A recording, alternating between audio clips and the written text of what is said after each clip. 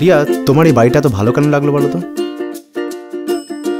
কলকাতা থেকে এত দূরে, এত নির্জন পরিবেশ হানিমুনের জন্য একেবারে আদর্শ।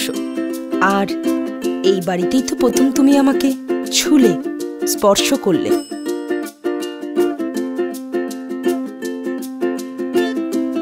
এটা আমার জীবনের সবচেয়ে স্পেশাল গিফট।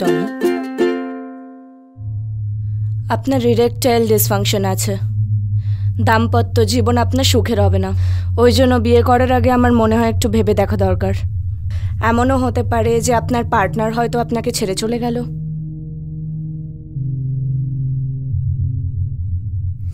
রিয়া, আমাকে একটু আর্জেন্ট কাজে বেরোতে হবে।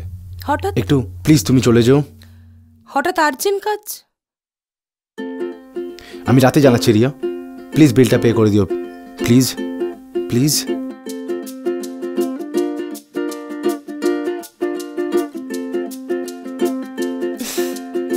পাগল ছেলে একেবারে।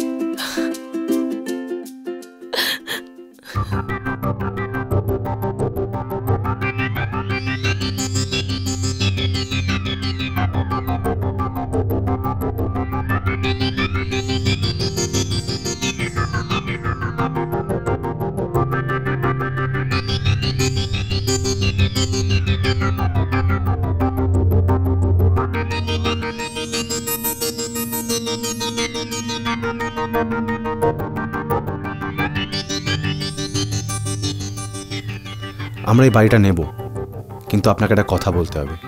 হ্যাঁ বলুন। বাড়িটার সাথে একটা রহস্য লুকিয়ে আছে, সেটা আমি জানতে চাই। কোন রহস্যের কথা বলছেন আপনি? কথা লুকাবেন না মিসেস দাস, আপনি সবই জানেন, প্লিজ আমাকে বলুন। আপনি কি বলছেন? আমি তো কিছুই বুঝতে পারছি না। এত বড় বাড়ি, এত কম ভাড়া, তাও আপনার ভাড়া হয় না, এটা আমাকে বিশ্বাস করতে হবে। মিসেস দাস প্লিজ বলুন। কলকাতা থেকে অনেক দূরে বাড়িটা বলে এই জন্যই ভাড়া নেয় না কেউ, এটাই একমাত্র কারণ। আপনি যদি ভাবেন আমাকে সত্যি কথাটা বলবেন না, তাহলে আমার কিছু করার নেই। যদি সত্যি কথাটা বলতেন তাহলে হয়তো বাড়িটা আমি নিতে পারতাম। ঠিক আছে, আসছি। দাঁড়ান, আপনি এত জোর করলেন বলেই আমি কথাটা বলছি। এটা আগে একটা বর্ধিষ্ণু গ্রাম ছিল। এই গ্রামের যিনি জোরদার ছিলেন তিনি একজন কামুক পুরুষ ছিলেন। বহু নারীর জীবন তার কামনায় নষ্ট হয়েছে। একদিন সব জানাজানি হয়ে যায়, পাড়ার লোকেরা ওনার বাড়িতে আগুন লাগিয়ে দেয়, উনি পুড়ে মারা যান। আমি ওনারই উত্তরাধিকারী। সবার আপত্তি থাকা সত্ত্বেও আমি এই বাড়িটা ওর ভিটেতে বানিয়েছি।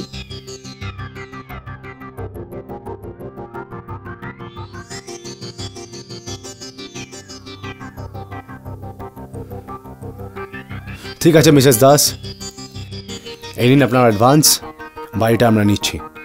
Thank you. থ্যাঙ্কস।